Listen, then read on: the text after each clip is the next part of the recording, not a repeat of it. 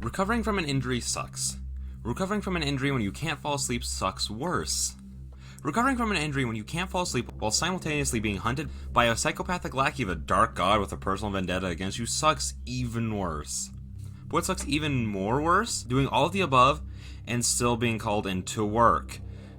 Because as the owners put it, the new guy is a complete and total moron with a willful and malicious idiocy that borders on the criminal.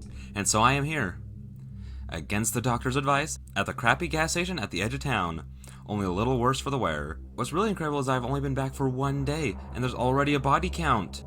More on that later.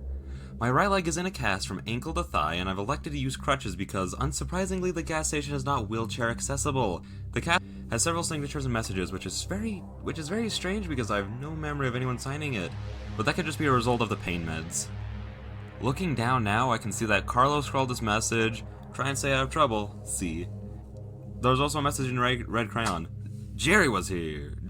A few signatures scribbled in Sharpie, and a little further up the leg, I have to pull my pants way up to read it. This note, well, that's annoyingly cryptic. I also checked the tape logs to see why I let get so close to my delicate area, but the owner said every camera in the place removed. I guess there was something about finding the secret room full of security camera feeds to bring personal privacy into the public discussion.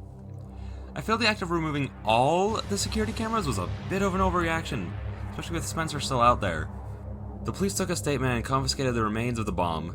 They're taking this whole thing very seriously, and an arrest warrant is out for Spencer. As for Kiefer, things get a little more interesting. The police were unable to find any evidence that he ever even existed. He had no property in his name, no driver's license, no public record of any kind. The only thing even linking him to this town was a grainy picture in an old yearbook photo. It would seem that Kiefer was living off the grid ever since he graduated high school. And now that Spencer's attempt to blow up the gas station failed, Kiefer has suspended his election campaign and simply disappeared. The sheriff has been sending a new deputy,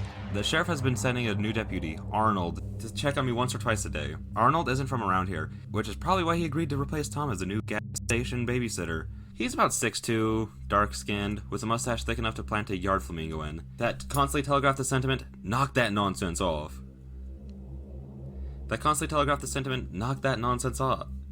He has eyes that constantly telegraph the sentiment, "Knock that nonsense off." And I have yet to see him smile. I don't know if Arnold will become the next Tom or the next Spencer. Right now, he could go either way. Arnold was the one who dropped me off at work today, and I'm not supposed to get back behind a steering wheel for a while, which is fine, I guess. It's not like I was going on any road trips anytime soon. On the way to work, we passed the SUV of the man with the beard, the one staked in place on the side of the road, by the tree growing up through its engine. I asked Arnold about it, but he just shrugged it off and said I shouldn't worry myself with other people's business. I asked him about the owner of the vehicle, and Arnold said that he think he got lost in the woods, just like those hikers last fall. A search and rescue effort was underway, and he was confident that they would find him, one way or the other. After Arnold dropped me off, I went about my regular shift-starting duties. I reconciled Marlboro's till, which... Not at all surprised that he was somehow 150 over, or that the surplus was entirely in $1 coins. I logged all the invoices that had piled up while I was out, then I emptied the trash cans. I was hoping that I might run into the cowboy, but the only thing in the men's room was an obese Hispanic trucker, punishing the toilet and the surrounding air with an unholy fury that deserves its own scary story. The sun was starting to go down when I hobbled out of the dumpster, balancing garbage bags against my crutches and probably looking like a baby deer learning to walk. You know, if that deer were drunk, and two-legged, and carrying several bags of garbage. The scorched earth near the dumpster was the same as I had left it, blackened down to the subsoil. Somewhere just past the start of the tree was another patch of smoldered remains. One that I neglected to mention in the police report, one that might look to the casual observer like the remains of a human body. Before I turned to go back in, I noticed something odd on the side of the dumpster. At first I thought it was a child's toy stuck to the dirty outside wall, but then I realized that it was moving, breathing, crawling slowly and eating the gooey drippings off of the rest of the dumpster. The thing looked like a giant tomato caterpillar, about 8 inches long, and as the sun went down, I swear I could see the thing give off its own light source. The squishy caterpillar thing didn't seem to mind my presence, and even let me feed it an old Starburst I had in my pocket. A yellow, because like all people, I hate the yellow Starbursts. The critter bioluminesced a little brighter as it ate the taffy, and I gave it a gentle pet. Its hide wasn't as wet as it appeared. It seemed to be covered in tiny, clear hairs. "You're not so bad," I said while it nibbled at the candy. "Not everything out here needs to be scary, huh?" It wiggled and crawled away to a place on the back of the dumpster with more gunk, and I went back into the gas station. Marlboro has taken up smoking again. He'd quit for a while, but then explained that the suffering he was causing himself by not smoking grossly outweighed the suffering he was causing us through secondhand smoke. And mathematically speaking, it didn't make any sense for him to quit. I had hoped that he was beginning to shed his cultist philosophy after the entire compound mysteriously vanished, but now I'm starting to fear that he can't be rehabilitated. Oh well. Today was a pretty normal, well, not normal, but average day at the gas station. We had some strange people visit, we had some normal people visit too, and along the way I zoned out, finished a book I'd been reading, made some boring journal entries, and even got online to browse the internet for a while. There's another package sitting under the counter addressed to me from a return address I don't recognize. I took a gamble with the last package and it turned out to be something great. But that was before Spencer tried to kill me, and once again, my gut is telling me not to open it. I got a phone call today at the store a few hours after sundown. It's pretty late, hard to say when exactly. Marlboro was asleep in his hammock in the dry storage room, and I couldn't remember the last customer. This was somewhere in that temporal wasteland between dusk and dawn. Hello? Jack, listen very carefully. You don't know me. What I'm about to tell you will save your life, but only if you follow my instructions and do exactly what I say. In the drawer to your right is a pencil and paper. Get them and write this down. These are the rules to your survival. 1. Do not leave the gas station. Do not go outside under any circumstance. 2. Do not drink the tap water. Don't even touch it. Don't smell it. Don't look at it. It's bottled water from here on out. 3. Don't trust your eyes. 4. Barricade the... Hang on. Where'd you say the pen was? He sighed. In the drawer to your right. My right or your right? I asked. Your right? How the hell would it be on my right? I'm on the phone! Right then I heard a car horn honk. It was the old widow, Miss Seastrunk. She's another local somewhere in the area of 100 years old, if I had to guess. And at this point, not much more than a skeleton wrapped in an ill-fitting skin suit with a vibrant lipstick smeared all around the general mouth area. After her husband died, Miss Agatha Sistrunk had taken to buying and collecting sports cars and oversized trucks and racing them around the outskirts of town at all hours of the night. Her most recent purchase was a brand new Ford F550. With a painting of the Hulk in all his green smashing glory along the side. In person, she was a sweet old lady, no taller than 4.5 feet. She wore special shoes to reach the gas pedal and always came to this gas station to fill up because she knew I'd help her pump her gas, something she had never done before and wasn't interested in learning how to do. Oh, 1 sec, I said to the voice on the other end of the phone. Be right back. Miss Seastrunk needs me to top her off. Listen to me, the voice growled. Do not go outside. You go outside and you're dead. Do you hear me? I hear what you're saying, I said as I grabbed my crutches and got ready to leave. But I don't work for you. With that, I hung up the phone and went outside to help Miss Seastrunk. Old Agatha was happy to see that I was back at work. Apparently Marlboro made her nervous. She said he was flirting at her and wouldn't stop smoking while he pumped her gas. Before she left, she gave me a case of empty light beers and asked if I would be a lamb and toss these for her. I can't say no to Agatha. When I got around back to toss her trash, I noticed something incredible. The glowworm from this morning had formed itself into an enormous cocoon against the back of the dumpster. I can't explain why exactly, but this filled me with some sort of... I don't know. What means the exact opposite of existential dread? Euphoria? Existential hope? Is this what optimism feels like? Again, I know it doesn't make any sense, but seeing the weird garbage-eating caterpillar thing begin the brave journey of transformation gave me this tingling feeling in my soul. Like this was some kind of sign. Just when the caterpillar thought his world had come to an end, he became a butterfly. My world felt like it was coming to an end for a little while too, little buddy. Maybe I'm also on the verge of a metamorphosis. Maybe the world doesn't have to be strange and scary. Maybe it can be strange and cool. I decided that whatever hatched from the cocoon, be it butterfly or moth or monster, I was going to name it Starburst. I hobbled myself back to the gas station and tossed one last look over my shoulder at the dumpster to see that one of the raccoons was stuffing the cocoon into its mouth. It devoured the whole thing in a couple of bites before making eye contact with me and dashing off into the woods. Carlos came into the store for his late shift and asked how I was feeling. I told him that the pain was tolerable. He nodded like that was the kind of answer he was looking for, and I went back to reading my book. A few minutes later, the man with the beard came into the gas station. I almost didn't recognize him as the same man that went off into the woods after the creature he called an anglerfish. He had lost a lot of weight, his beard wasn't nearly as well kept, and he smelled like he bathed in a tub of pee that someone farted in. "Hey," I said when he came in, "you're still alive." "Cool. Did I mention that the man was holding a pistol when he walked in?" The thought crossed my mind for the briefest moment that I wonder what happened to his big gun. I didn't have time to ask. He quickly found the locks on the door, used them, then covered the short distance to my register, gun extended and aimed at my face. "I told you not to go outside! You're lucky you're even alive!" he screamed before grabbing the store phone and yanking it off the wall. He threw it to the ground with a loud, satisfying smash and asked, "Who else is in this building?" "Well, let me see," I said, thinking. "There's you, me, and probably the other cashier unless he went into town again. I saw one other car out there. Toyota. That's yours?" "No, that's gotta be Carlos." Right on cue, Carlos walked out from the back and froze at the sight of the bearded man still pointing the gun at my face. Carlos might have been tempted to take action if he hadn't been carrying a 50-pound bag of corn over his shoulder.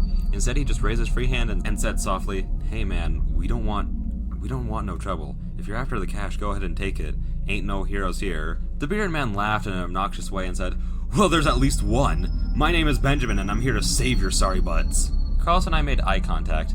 A lot can be conveyed in just an instant if you know the person you're looking at. He was trying to see what I wanted to do.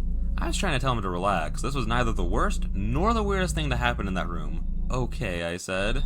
"What do you need us to do, Benjamin?" "There's something evil under this gas station, and nobody's leaving here until I understand what it is. Because I know that someone is working with that thing. I've seen it in my dreams. I know you have too." Well, he was wrong about one thing. Right then, Marlboro walked out of the dry storage closet, stretching and yawning. Benjamin snapped him into a chokehold before he knew what was going on and jammed the gun against his head. "Are you listening to me?" Benjamin screamed. "I just told you that the world as you know it is just a facade. There's a devil here and one of you is working for him." He looked at us for some kind of reaction, but I don't think he got the one he was looking for. I just shrugged and said, "Neat." Right then, Marlboro surprised the pants off of everybody by half yelling, "Let's do this! I'm not afraid to die!" Before reaching up, grabbing the gun press against his head, and pulling the trigger.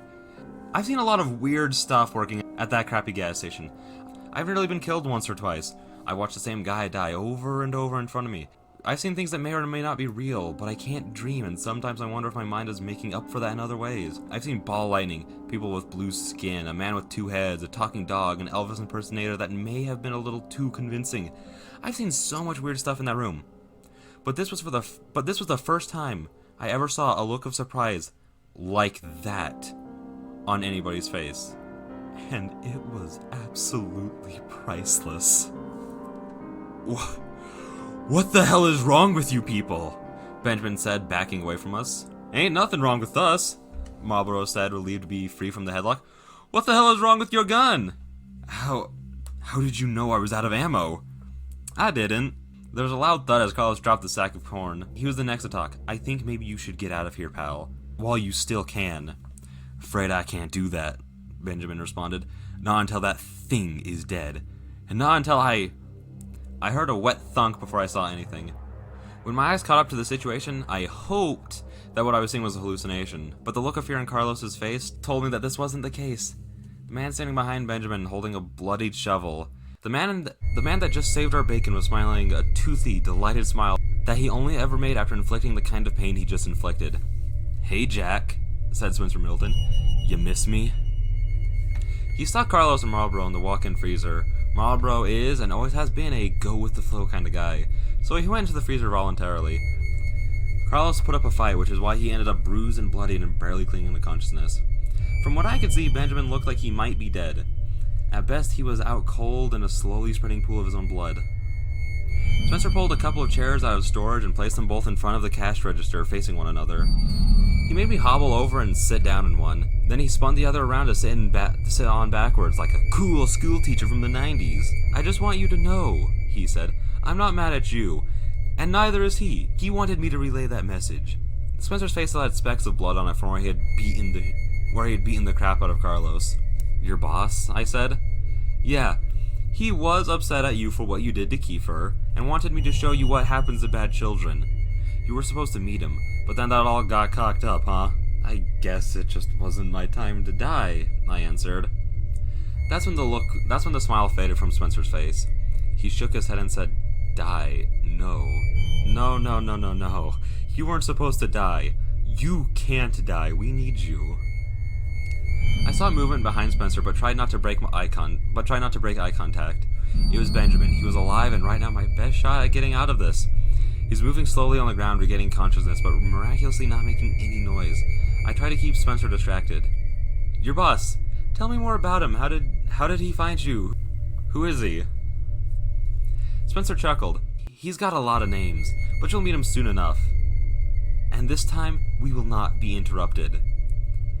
"And my friends? They can join us. They can die. It makes no difference to me. By the way, Jack, I wanted to ask, did you ever figure out who placed that bomb?" I laughed softly. "Yeah, the police took it. They know it was you. They know everything. Well, almost everything. Okay, in the grand scheme of things, they know very little. But they do know that you tried to kill me and you put a bomb in the gas station."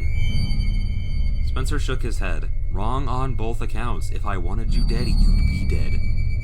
And a bomb? Seriously, not my style." I think he had more to say, but I'll never know, because right then Benjamin yanked his head back and wiped a knife blade the size of a large chihuahua across his neck, neatly slicing his head halfway off.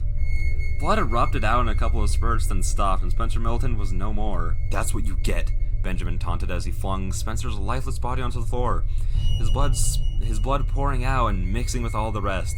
It was going to suck for whoever had to clean all this up. When we opened the freezer, we found that Marlowe had gone all bad nurse on Carlos, sticking clumps of frozen meat all over his face. For the swelling. I made us a fresh pot of coffee, and we took seats around the table by the window, just in case a nosy passerby decided to pass by. We put a tarp over Spencer and moved the wet floor sign next to it. For about half an hour, we all just sat and drank coffee in a pregnant silence. When we were all done with our third cups, Carlos finally spoke. His jaw was swollen to hell, but he was still able to pronounce his words with only minor difficulty. "So why haven't we called the cops yet? This was clearly self-defense. I've got the face to prove it." "Yeah," said Benjamin after some lengthy deliberation. "Yeah, let's call them. That would be good. But tomorrow, you and me need to have a serious talk, Jack." I called Arnold from the only phone in the building with any reception. Spencer's cell. The deputy listened to what I told him. Just the most basic and simplified version of what happened that night. And he said he would be on his way right after he got out of bed and put on some clothes. I called the owners next, and they were not happy. They told me next time I should call them first. Next time? Right now the others are at their booth staring out the window, and I'm sitting on my laptop documenting the night. Documenting the night while the memories are still fresh. I know this isn't over yet. I think the gas station is going to have to close for a day or two. But when it opens again, I'll be here, writing my journals and doing my best to ignore anyone who walks through those doors.